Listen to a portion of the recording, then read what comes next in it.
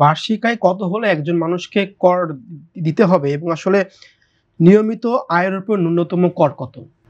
৬৫ বছরের নিচে পুরুষ করদাতা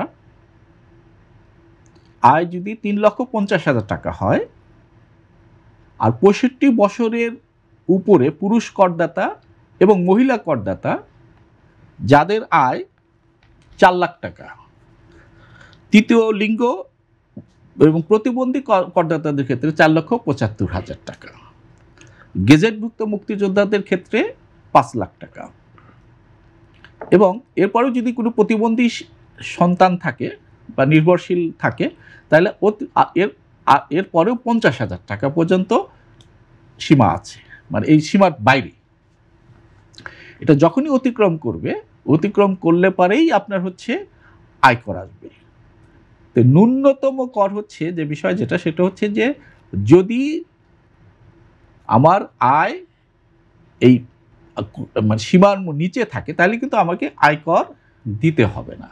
যখন সীমা অতিক্রম করবে, যেরকম আমার ৩,৫০,০০০ টাকা হইল সীমা, এখন ৩,৫০,০০০ টাকা হলো, এই ১ টাকাও যদি হয়, অর্থাৎ সীমা ১ টাকা অতিক্রম করলে পারেই তখন হলো ন্যূনতম কর দিতে হয়। সেটা ১ টাকা হোক বা ১ টাকা, ১ টাকা হোক আর ৫ টাকা হোক আর ৫০ টাকা হোক, যেটাই হোক, সেই অনুসারে আপনার হলো ন্যূনতম কর সেই ক্ষেত্রে যুক্ত হবে। সেই ন্যূনতম কর হচ্ছে সেটা হচ্ছে যে সিটি কর্পোরেশন এরিয়ার মধ্যে যদি হয়, ঢাকা সিটি কর্পোরেশনের ক্ষেত্রে ৫,০০০ টাকা, অন্য সিটি কর্পোরেশনের ক্ষেত্রে ৪,০০০ টাকা, এবং মফস্বল শহর বা উপজেলাতে ৩,০০০ টাকা।